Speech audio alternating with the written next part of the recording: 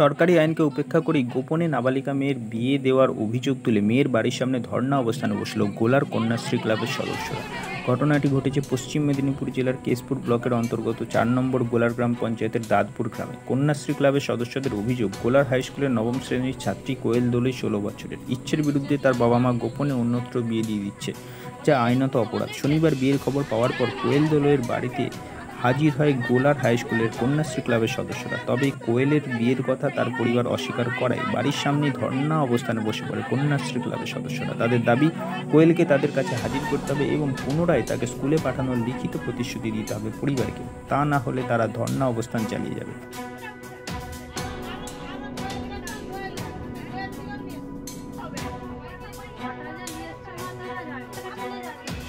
তোমরা কন্যাশ্রী ক্লাব এখানে কেন ধর্নায় বসেছো?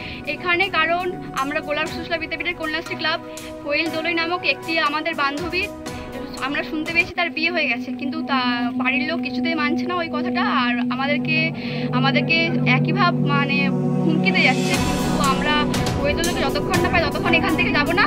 আমাদের কোয়েল দোলই আমাদের মেয়েকে আমরা ফেরত চাই, ওই জন্য আমরা এখানে বসে। কোন ক্লাসে পড়ে কোয়েল? কোয়েল দোল নবম শ্রেণীর ছাত্রী। তোমরা কি এখানে বাড়িতে বসে থাকো যতক্ষণ না তাদেরকে ফিরে দেয়? কোয়েল দোলকে যতক্ষণ না আনবে ততক্ষণ আমরা এখানে বসে থাকবো। বাড়ির লোক কি বলছে? বাড়ির লোক বলছে যে কোয়েল দোলকে আনা সম্ভব নয়, কোয়েল দোল সোমবার দিন স্কুলে যাবে এই কথাটা বলেছে, কিন্তু তার কোনো প্রমাণ, তার কোনো সাক্ষী আমাদেরকে দেয়নি। ততক্ষণ না কিসের উপর একটা সই করবে ততক্ষণ আমরা যাবো না এখান থেকে। আপনার বাড়িতে যে কন্যাশ্রীর মেয়েরা এসছে, আপনার মেয়ে কোথায়? বিয়ে দিয়ে দিয়েছেন? আমরা বিয়ে দেয়নি, মেয়ে চলে গেছে, আমরা যাতায়াতও করি না। আপনারা খোঁজ করেছিলেন? খোঁজ করেছিলাম, খোঁজ পাওয়া যায়নি, আর কিছু বলিনি। থানায় জানিয়েছেন?